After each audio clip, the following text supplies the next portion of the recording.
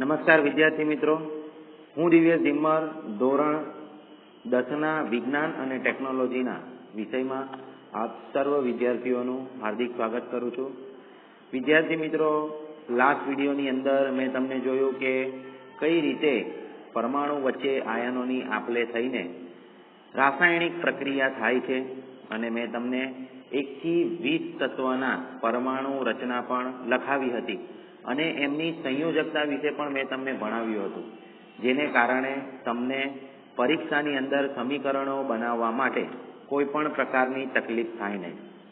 વિદ્યાર્થી મિત્રો, આપણે છેલ્લે મેગ્નેશિયમની પટ્ટીને હવામાં સળગાવવાની પ્રક્રિયા જોઈ, જેની અંદર આપણે જોયું કે મેગ્નેશિયમ જેની સંજ્ઞા છે Mg, એને હવામાં દહન કરો એટલે ઓક્સિજન સાથે પ્રક્રિયા થશે એટલે બનશે Mg + O2, it gives MgO, એટલે શું બનશે? Magnesium oxide.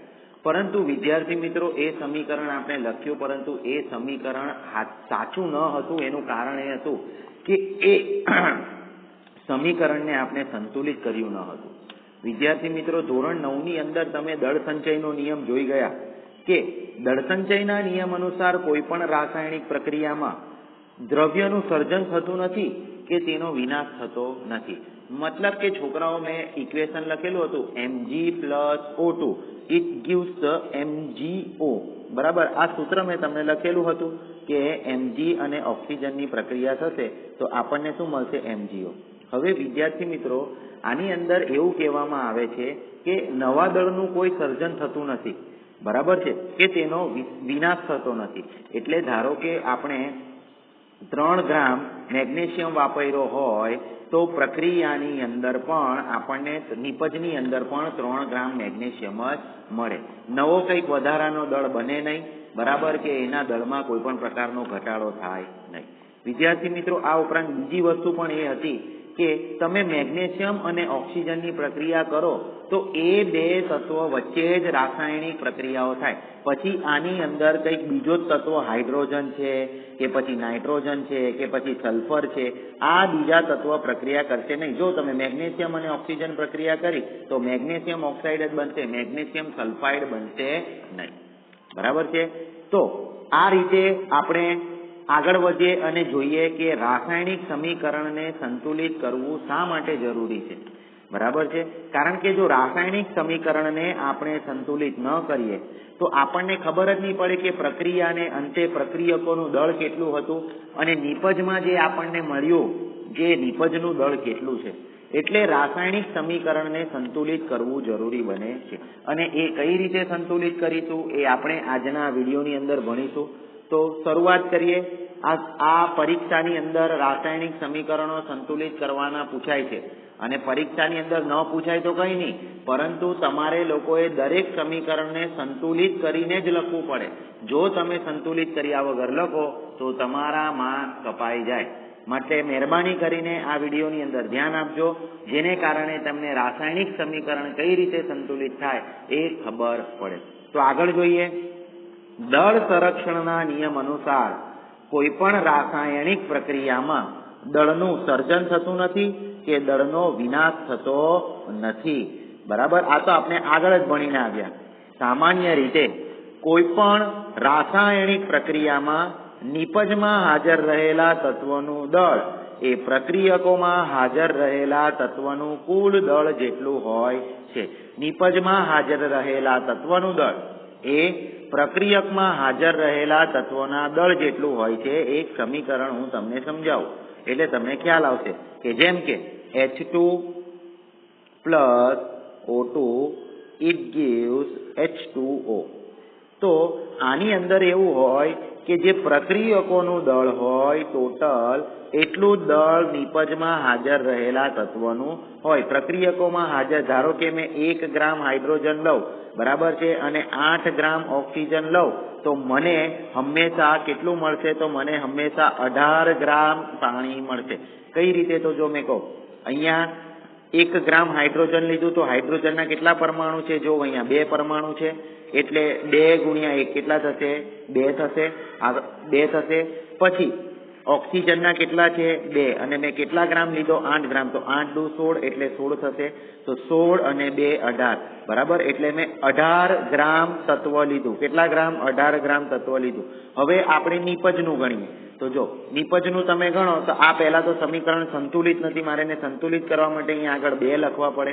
તો હવે તમે નિપજનું વજન નિપજનું દળ ગણો ટોટલ બરાબર, તો નિપજનું ટોટલ દળ પણ 18 ગ્રામ જેટલું જ થશે બરાબર છે. તો તમે 8 ને 4 જો હાઇડ્રોજનનું કેટલું હતું, આ હાઇડ્રોજન અને ઓક્સિજનનું તમે ગણો તો હાઇડ્રોજનનો પરમાણ્વીય ક્રમાંક છે 1 અને એનું પરમાણ્વીય દળ છે 2, એટલે આ થશે 4 2 થશે અને આ થશે તમારું ઓક્સિજનનું પરમાણ્વીય દળ 16, એટલે 16 વત્તા 2 કેટલું થઈ ગયું 18. તો ઉપર જે આપણને કીધું છે એ પ્રમાણે કે સામાન્ય રીતે કોઈ પણ રાસાયણિક પ્રક્રિયાની અંદર શું હોય કે નિપજમાં હાજર રહેલા તત્વનું દળ અને પ્રક્રિયકમાં હાજર રહેલા તત્વનું દળ કેવું હોય છે? સમાન હોય છે. એટલે પ્રક્રિયા શરૂઆત થાય અને પ્રક્રિયા એન્ડ થાય, શરૂઆત થાય અને પૂર્ણ થાય, તેમાં રહેલા તત્વના પરમાણુની સંખ્યા કેવી રહે છે? સમાન રહે છે બરાબર છે. પ્રક્રિયાની શરૂઆત થાય કે પ્રક્રિયાનો એન્ડ થાય, પૂર્ણ થાય, એમાં રહેલા પરમાણુની સંખ્યા સમાન રહે છે.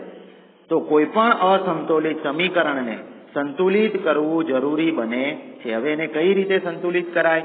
તો જો અહીંયા આપણે ખાલી બેઝિક ખ્યાલ મેળવવાનો છે. સંતુલિત કરવા માટેનો સવાલ તો આપણે નેક્સ્ટ ક્વેશ્ચનની અંદર જોઈશું. તો જો મેગ્નેશિયમની પટ્ટીને હવામાં સળગાવો તો એનું સમીકરણ બને કંઈક આ રીતે.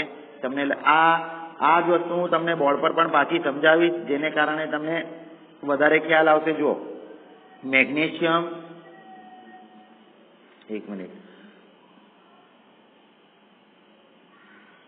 મેગ્નેશિયમ પ્લસ ઓક્સિજન O2 એ આપણને આપશે MgO, મેગ્નેશિયમ ઓક્સાઇડ. હવે છોકરાઓ આની અંદર તમે જુઓ કે મેગ્નેશિયમના અહીં કેટલા પરમાણુ છે? તો મેગ્નેશિયમના અહીં એક જ પરમાણુ આપણને દેખાય છે. કેટલો પરમાણુ દેખાય છે? ફક્ત 1. ઓકે, કારણ કે એની આગળ કઈ નથી. ઓક્સિજનના જુઓ અહીંયા કેટલા પરમાણુ દેખાય છે આપણને? તો ઓક્સિજનના આપણને દેખાય છે પરમાણુ અહીંયા ટોટલ 2. હવે આ બાજુ આવી જાઓ, આ બાજુ આપણને મેગ્નેશિયમના કેટલા દેખાય છે? પરમાણુ 1 અને ઓક્સિજનનો કેટલો દેખાય છે? અહીંયા 1. હવે તમે અહીંયા ગણતરી કરો તો મેગ્નેશિયમના 1 અને 2 3 થાય છે ટોટલ પરમાણુ આ બાજુ, અને આ બાજુ ગણો મેગ્નેશિયમનો 1 ઓક્સિજનનો 1, તો અહીંયા કેટલા થાય છે? 2. એટલે આ સમીકરણ કેવું છે? અસંતુલિત છે. એને આપણે સંતુલિત કરવું જરૂરી બને છે. તો કઈ રીતે સંતુલિત કરવાનું? તો જો તમને સમજાવું. તો સૌથી પહેલા તમારે જોવાનું કે કોણ અસંતુલિત છે? તો અહીંયા પણ મેગ્નેશિયમનો 1 છે અને અહીંયા પણ મેગ્નેશિયમનો 1 છે, એટલે સંતુલિત છે. અહીંયા જુઓ ઓક્સિજનનો કેટલો છે? 2. આ બાજુ ઓક્સિજનના કેટલા છે? ફક્ત 1. હવે વિદ્યાર્થી મિત્રો, રાસાયણિક સમીકરણ સંતુલિત કરતી વખતે એ બાબતનું ખાસ ધ્યાન રાખવાનું આપણે કે અહીંયા તમે કઈ ઓક્સિજનની નીચે 2 લખી શકો નહીં, એટલે કે તમે આ રીતે 2 લખી શકો નહીં, તો તમારું ખોટું. આને સંતુલિત કરવા માટે મેં શું કરું? અહીંયા આગળ કેટલા લખી દઉં? 2 લખી દઉં. તો જો અહીંયા ઓક્સિજનના 2 થઈ ગયા. પરંતુ વિદ્યાર્થી મિત્રો, પ્રોબ્લેમ એવો થયો કે આ 2 કોના કહેવાય? મેગ્નેશિયમના પણ 2 અને ઓક્સિજનના પણ 2. તો અહીંયા મેગ્નેશિયમના 2 છે, તો અહીંયા મેગ્નેશિયમના કેટલા થઈ ગયા? હવે તો કે ભાઈ સર અહીંયા તો મેગ્નેશિયમનો 1 જ છે, તો અહીંયા પણ આપણે કેટલા લખવા પડે? 2. હવે જો તમે સમીકરણ જો તો તમારું સમીકરણ સંતુલિત. અહીંયા મેગ્નેશિયમના 2, તો અહીંયા પણ મેગ્નેશિયમના 2. અહીંયા ઓક્સિજનના 2, તો અહીંયા પણ ઓક્સિજનના 2. આને કહેવાય રાસાયણિક સમીકરણ સંતુલિત કર્યું. તમે કોઈ પણ દિવસ સંતુલિત કરવા માટે હંમેશા આગળ જ લખવાનું બરાબર છે. પછી આ Mg છે અને તમે Mg2 લખીને આવો તો પરીક્ષાની અંદર ખોટું. સંતુલિત કરતી વખતે ક્યાં લખો તમે? એની આગળ જ લખવું પડે. તો આગળ વધીએ છોકરાઓ. અહીં ઉપરોક્ત સમીકરણમાં બંને તરફ પરમાણુની સંખ્યા સમાન થાય છે, એટલે તમે જો અહીંયા મેગ્નેશિયમના 2, એટલે આ સમીકરણને શું કહેવાય છે? સમતોલિત રાસાયણિક સમીકરણ કહેવામાં આવે છે. તેવી જ રીતે કોનિકલ ફ્લાસ્કની અંદર જસત એટલે કે ઝીંકની હાઇડ્રોક્લોરિક એસિડ સાથેની પ્રક્રિયાનું સમીકરણ પણ નીચે મુજબ લખી શકાય છે. જો એ સમીકરણ પણ હું તમને સમજાવું કે કઈ રીતે આવશે. આ બધું આપણે બોર્ડ પર ભણવાનું જ છે, પરંતુ અત્યારે થિયરી સમજો તો તમને વધારે આઈડિયા આવે. તો જસત એટલે શું થશે? ઝીંક. એની સલ્ફ્યુરિક એસિડ એટલે થશે H2SO4. એના સાથે પ્રક્રિયા કરો તો જો આનું સમીકરણ તમારે બનાવવું હોય તો Zn ની સંયોજકતા શું આવે? Zn+2. H2SO4 ની અંદર એની સંયોજકતા આવે H+ અને SO4 2- અને આની આવશે Zn+2. મેં તમને કીધેલું યાદ રાખવા પડશે તમારે. તો આ પ્લસ ને આ ઋણ આ બંને પ્રક્રિયા કરે તો આના +2 આના -2 નીકળી જશે તો બનશે ZnSO4 પ્લસ હાઇડ્રોજન વાયુ છૂટો પડશે. સમજી ગયા તમે? હવે તમારે સમીકરણને સંતુલિત કરવાનું છે. તો સમીકરણ કઈ રીતે સંતુલિત કરીશું? તો જુઓ તમે, તો અહીંયા ઝીંકનો કેટલો છે? 1. અહીંયા પણ ઝીંકના કેટલા પરમાણુ છે? 1. એટલે આ સમીકરણ ઝીંક સંતુલિત છે. હવે જોઈએ અહીંયા હાઇડ્રોજન કેટલા છે? અહીંયા હાઇડ્રોજન 2. અહીંયા પણ હાઇડ્રોજન છે 2. હવે સલ્ફર, આની અંદર તમારે એક એક તત્વ જોવાનું, આખું કઈ H2SO4 ઉચકી નથી લેવાનું, બરાબર? એક એક તત્વને સંતુલિત કરશો તો તમને વધારે ખબર પડશે. અહીંયા જો, અહીંયા હાઇડ્રોજનના કેટલા છે? 2. તો અહીંયા તો ફક્ત અહીંયા પણ કેટલા છે? 2. સંતુલિત છે. સલ્ફરનો અહીંયા 1 છે, અહીંયા પણ 1 છે, સંતુલિત છે. ઓક્સિજનના અહીંયા 4 પરમાણુ છે, અહીંયા પણ 4 પરમાણુ છે, એટલે સંતુલિત છે. એટલે વિદ્યાર્થી મિત્રો, આ સમીકરણ રાસાયણિક રીતે કેવું છે? પૂરેપૂરું સંતુલિત છે. ઓકે, તો આને આપણે સંતુલિત કરવાની જરૂર નથી. જોઈ લો, અહીંયા આપેલું છે કે જો આ સમીકરણ જો અને નીચેનો કોષ્ટક જો તો તમને ખબર પડશે. તો ઝીંકના કેટલા છે પરમાણુ? જો ઝીંકના પ્રક્રિયકમાં પરમાણુની સંખ્યા, અહીંયા ઝીંકનો 1, તો નિપજની અંદર પણ 1. ઓકે, ચાલો. હાઇડ્રોજનના 2, નિપજમાં પણ હાઇડ્રોજનના કેટલા? 2, સંતુલિત છે. સલ્ફરનો 1, આની અંદર પણ કેટલા? 1, સંતુલિત છે. ઓક્સિજનના 4, અહીંયા પણ કેટલા? 4, સંતુલિત છે. આમ આપેલ સમીકરણમાં તીરની નિશાનીની બંને તરફ દરેક તત્વના પરમાણુની સંખ્યા સમાન થાય છે. તેથી તે સંતુલિત રાસાયણિક સમીકરણ કહેવાય છે. તો સંતુલિત રાસાયણિક સમીકરણ એટલે શું?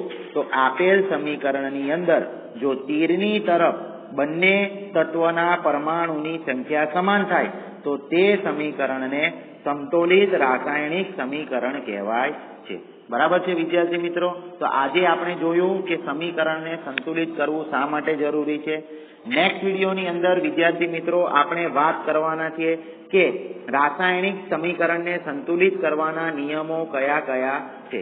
તો એ વિડીયો ખૂબ જ અગત્યનો છે અને ત્યારબાદ રાસાયણિક પ્રક્રિયાઓ આપણે કઈ કઈ ભણવાની છે એ આપણને શીખવાની શરૂઆત થઈ જશે. વિદ્યાર્થી મિત્રો, જો આ વિડીયો ગમ્યો હોય તો એને લાઈક કરો, શેર કરો, સબસ્ક્રાઇબ કરો અને જોતા રહો ત્રિનેન ક્લાસીસની ચેનલને. Thank you. જય હિન્દ. વંદે માતરમ.